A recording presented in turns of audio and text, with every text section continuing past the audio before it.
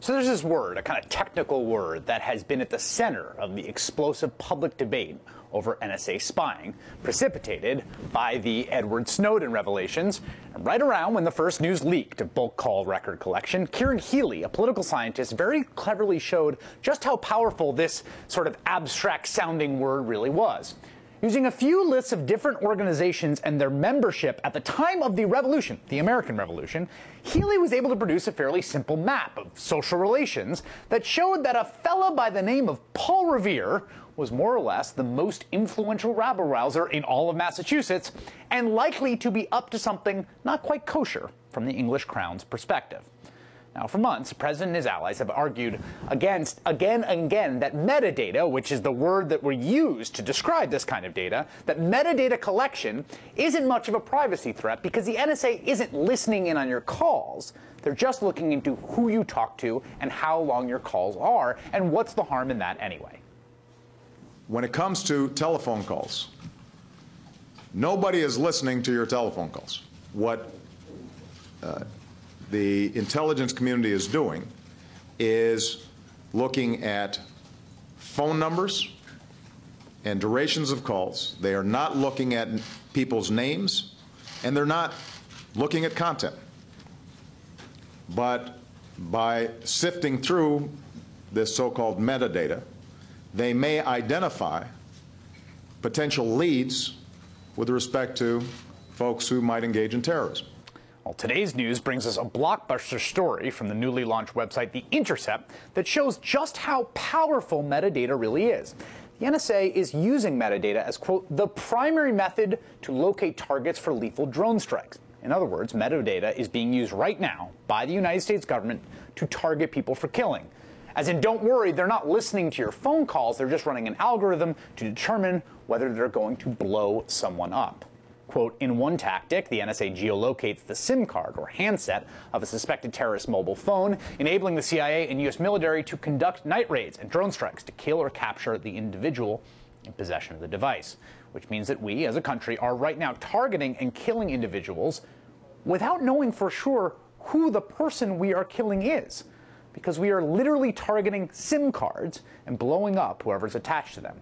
Joining me now, Jeremy Scahill. He just started up a new digital magazine called The Intercept. He's also writer and producer of the film Dirty Wars, which has been nominated for an Academy Award based on his book by the same name. All right, Jeremy, so I think I understand that basically what you're saying in the reporting that you have in The Intercept today is we are actually targeting SIM cards. The thing that we are targeting, the thing that we're going after and sending a drone strike at, is a cell phone, essentially, and a chip inside a cell phone, as opposed to this individual who's 27 and we know trained here and there.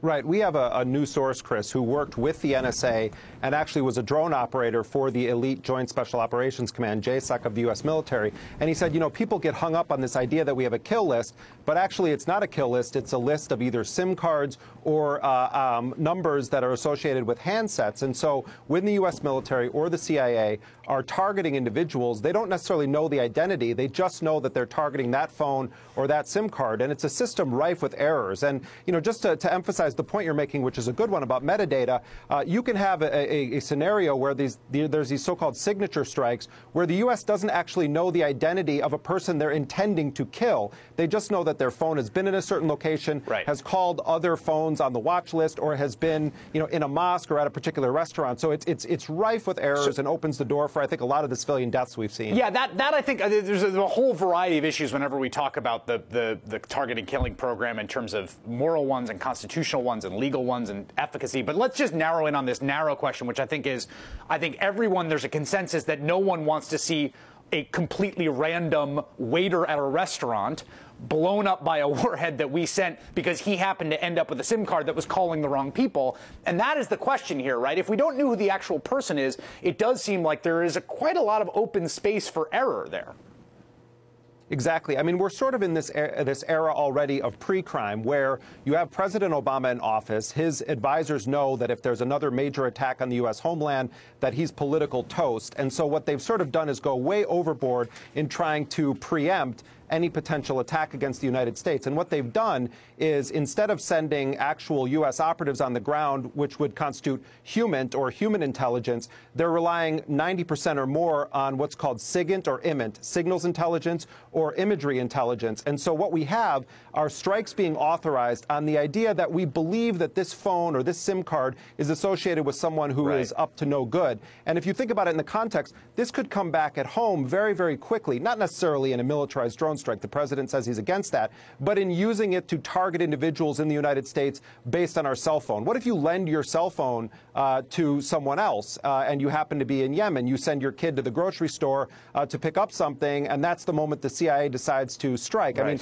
this is a system, and we've heard from insiders, Chris, who have been a part of this and defend the program to the extent that it has taken out people, but they say, look, the potential for errors means that we should put a pause button on it, step back, and look at how this is essentially death by metadata. There is another report in the AP today, 4 anonymous officials basically saying the U.S. is currently contemplating a targeted killing action against an American citizen. This story was strange to me for a number of reasons. 1, why are they talking now? 2, what is the purpose? And 3, it seemed to kind of bury the lead, which is that we've already done this. I'm not quite clear what would be new here. How did you react to that story? Right. I mean, as you know, because you've talked about this probably more than almost anyone on corporate television, you know, President Obama has admitted that the U.S. has killed 4 U.S. citizens in a drone strike, the most prominent, Anwar al-Awlaki, this American citizen. To me, Chris, politically, this indicates that the White House has already made a decision that they're going to kill another American citizen, and they're sort of floating a balloon out to the American public. This raises very, very serious issues about the constitutionality of the drone strike program, whether or not the U.S. believes it can kill its own citizens without even charging them with a crime, where the president has sort of emperor-like powers, should be something that our courts should take up very, very quickly, and that should be the subject of much debate in Congress, and not just from the Rand Pauls and the Justin Amashes of the world. It should be something the Democrats should actually pay attention to. Jeremy Scahill from the news site The Intercept, his film Dirty Wars. Good luck at the Academy Awards, Jeremy. Thanks, Chris. All right, coming up, the player who could be the first openly gay man in the NFL. His agent will be here ahead.